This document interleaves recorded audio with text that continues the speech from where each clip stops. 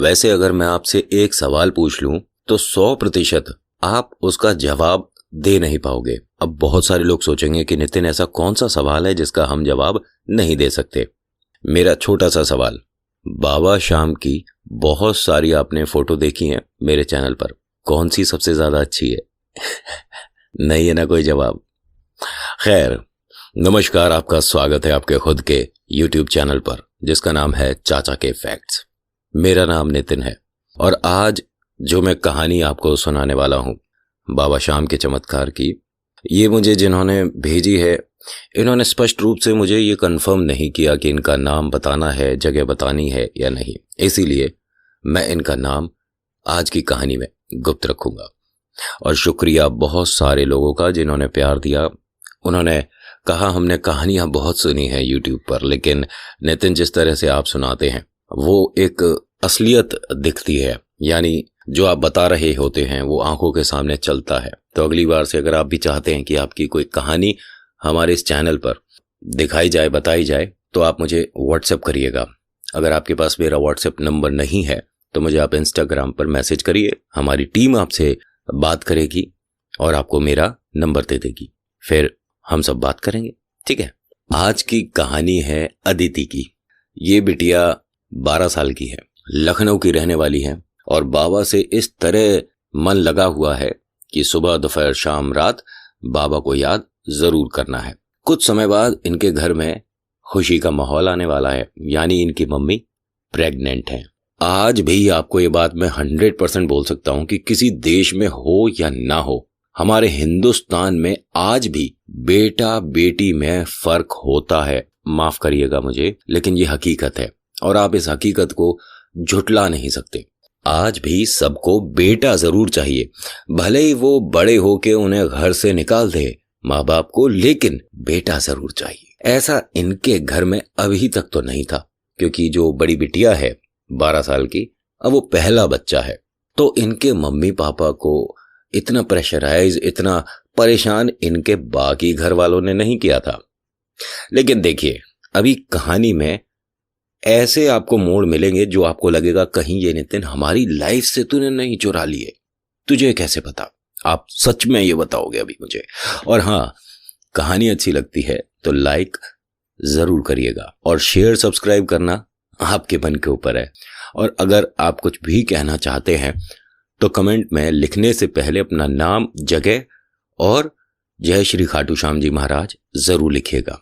मुझे पता चल जाता है कि कौन कौन से एरिया में मेरे दोस्त अब बनते चले जा रहे हैं। अब इनके घर में जो खुशी का माहौल आने वाला है, ये 2 महीने बाद की बात है। 2 महीने जैसे ही गुजरते हैं तो ये बिटिया इतनी बड़ी तो है, इसे ये पता है कि घर में खुशी आ रही है, मेरा कोई भाई या मेरी कोई बहन आ रही है। लेकिन इसे ये नहीं पता था कि भाई का आना जरूरी है। जैसे ही इनकी मम्मी की डिलीवरी हुई और पता पड़ा कि बेटी हुई है, उसके बाद से ये मानिए घर में एकदम मातम सा छा गया। पापा उदास हो गए, इनकी जो नानी है बहुत ज्यादा उदास हो गई, इनकी दादी उदास हो गई। मतलब इनके घर में ऐसा कोई इंसान नहीं था जो कि खुश हो, यहां तक कि इनकी मम्मी भी खुश नहीं थी। लेकिन ये 12 साल की गुड़िया खुश है कि मेरी एक छोटी प्यारी सी बहन आई है। अड़ोस पड़ोस में जाके सबको बता रही है और पड़ोसी सब खुश है। लेकिन वो ये कैसे बताएं इसे कि बिटिया जिसके लिए तू खुशी बना रही है ना, इसकी जरूरत थी नहीं घर में किसी को भी, बस एक तेरे को जरूरत थी। अब वक्त बदला, थोड़े से दिन बदले, इनके घर की स्थिति हल्की सी खराब हो गई, लेकिन इसे बाबा से आज भी पूरा लगाव है। अब काफी टाइम बीत जाने के बाद इनके घर में दोबारा खुशी आई और इस बार उम्मीद बहुत ज्यादा थी कि बेटा होगा। क्योंकि भाई देखिए, हमारे हिंदुस्तान में बहुत जबरदस्त के डॉक्टर्स हैं हर घर में। ये खाने से बेटा होता है, ऐसा करने से बेटा होता है, और बाकी बची खुची जो भी कसर होती है ना, वो पोंगा पंडित जो होते हैं वो पूरी कर देते हैं। अब ऐसे ही कपटी, बेवकूफ और पोंगा पंडित के चक्कर में आकर इन्होंने भी बहुत सारे उपाय करे, कुछ अंगूठियां भी पहनी और बहुत सारे ड्रामे करे, लेकिन जो ऊपर वाले को मंजूर है वो ही होगा। इनके घर फिर से बेटी पैदा हुई। जब इनके दोबारा बेटी हो गई उसके बाद से इनकी माँ को परेशान किया जाने लगा, बहुत ज्यादा परेशान किया जाने लगा। अब यहां ये बिटिया इतनी बड़ी हो गई थी कि बाबा से शिकायत कर सकती थी। बाबा से रूठने लग गई और कहा कि बाबा, हमें मेरा भाई चाहिए, मुझे असली का भाई चाहिए, मुझे बाबा शाम, अब जैसे सब लोग रक्षाबंधन पर राखी बांधते हैं अपने भाई के, मुझे भी एक भाई चाहिए।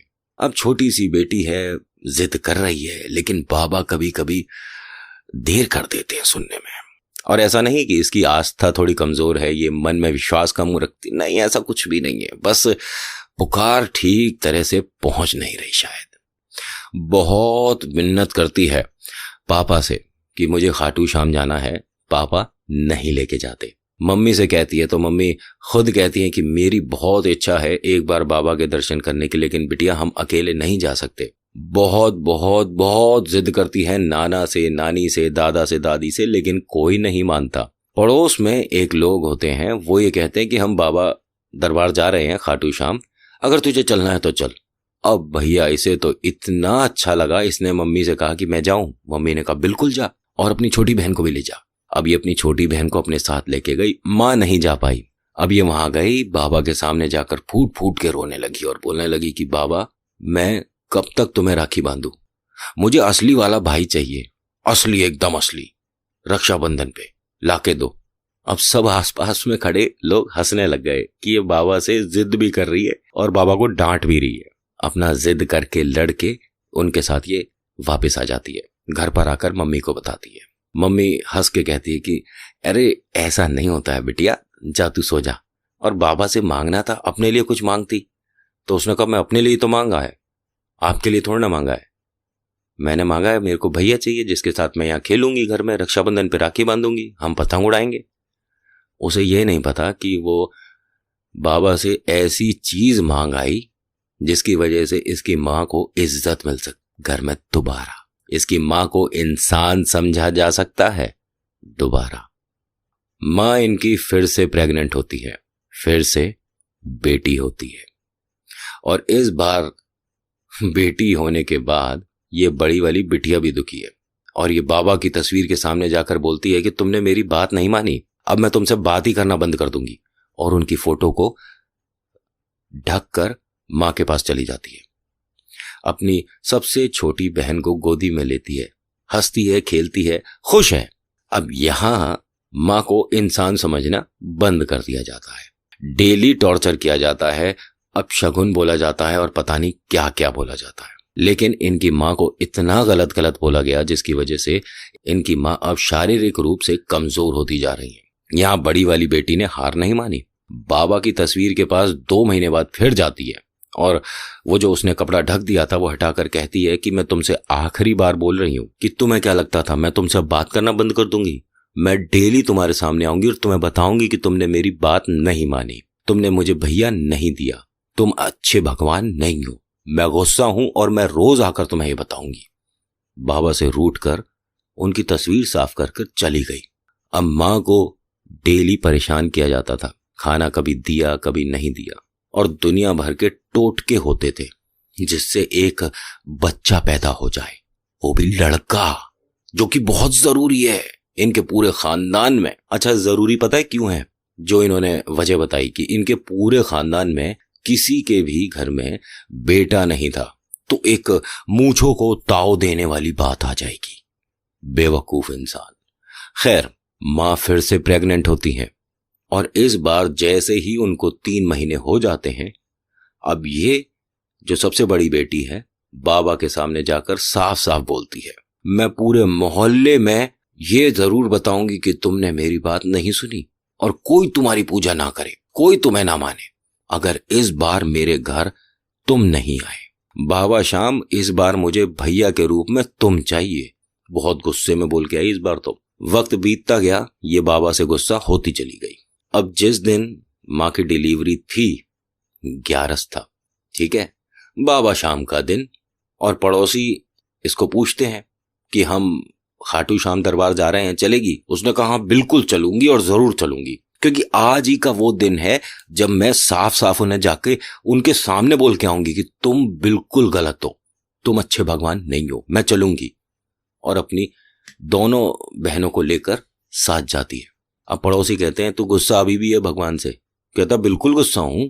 और उनके पड़ोसी बोलते हैं कि लेकिन आज आपकी मम्मी की डिलीवरी है। कह रहे कोई बात नहीं, मम्मी ने ही मुझे कहा है कि मैं जा सकती हूँ। अब बाबा के सामने जाकर प्रार्थना करने वाली होती है, तभी उसके पड़ोसी के मोबाइल पर फोन आ जाता है। पड़ोसी फोन पे बात करते हैं कि आपकी मम्मी की तबीयत ज्यादा खराब है, आप फोन पे बात करोगी? उसने कहा बिल्कुल नहीं करूंगी, मैं इनसे बात करूंगी जो सामने बैठे हैं। खाटू श्याम बाबा से हाथ जोड़कर कहती है कि मेरे घर पहुंचने से पहले अगर तुम मेरे घर नहीं आए तो आज के बाद ना तो मैं यहां आऊंगी और ना किसी को आने दूंगी। मेरे पूरे घर में से, खानदान में से कोई नहीं आएगा तुम्हारे पास कभी भी। मैं पूरे मोहल्ले में बताऊंगी जाकर कि तुम अच्छे भगवान नहीं हो। अगर मेरी बात मानते हो तो मेरे घर पहुंचने से पहले तुम आ जाना, वरना कभी मत आना। जैसे ही वो ये बोलकर चली, तभी उसके पड़ोसी पर दोबारा फोन आ गया। और ये हकीकत है, कोई बनावटी बातें नहीं है। उसके पड़ोसी को बताया जाता है कि घर में बेटा आया है। अब ये तो इतनी ज्यादा खुश हो गई, एक ही ड्राइवर के पास जाकर बोलती है कि भैया चलो ना फटाफट से, हमें घर जाना है। तो ड्राइवर बोलता है कि भाई अभी बेटा आप लोग दर्शन कर लो, मैं खाना तो खा लूं। उसने कहा नहीं, खाना आप हमारे घर पे खा लेना, हमारे बेटा आया है, हमारे भाई आया है, हमारे खाटू बाबा घर पे आए हैं, चलो ना। अब वो भी हंसा ड्राइवर, और उसने अपना खाना छोड़कर सबको कहा कि भाई जिसने दर्शन कर लिए जल्दी जल्दी आके बस में बैठें और फिर हम जल्दी निकलेंगे। सब लोग बहुत खुश हैं क्योंकि सबको पता था कि इसकी मां को कितना ज्यादा टॉर्चर किया जाता है। इसकी खुशी इसकी आंखों में दिख रही थी, और वो आंसू लगातार 3 घंटे बहते रहे जब तक ये अपने घर नहीं आ गई। और फिर इसने जैसे ही उसे गोदी में उठाया, छोटे से भैया वो, इसने उसका नाम रखा श्याम। और आज ये कहानी तीनों बहन और भैया सब मिलकर सुन रहे होंगे, मुझे आशा है, क्योंकि इन्होंने मुझे मैसेज किया है। थोड़े से ना आपके जो मैसेजेस हैं मेरे तक कुछ नाम के साथ मिस हो गए, लेकिन मैं आपका नाम जरूर बताता अगर आप मेरे को अनुमति देते। अब भी आपकी अगर परमिशन हो ना तो आप मुझे व्हाट्सएप पे मैसेज कर दीजिएगा कि हाँ नितिन जी आप मुझे अपना नाम बताओ, तो मैं थंबनेल में आपका नाम जरूर दूंगा। बाकी आज की वीडियो में इतना ही। आज की वीडियो देखने सुनने के लिए आपका बहुत बहुत शुक्रिया। मेरा नाम नितिन है। मुलाकात करूंगा आपसे एक अगली वीडियो में। धन्यवाद। जय श्री खाटू श्याम जी महाराज।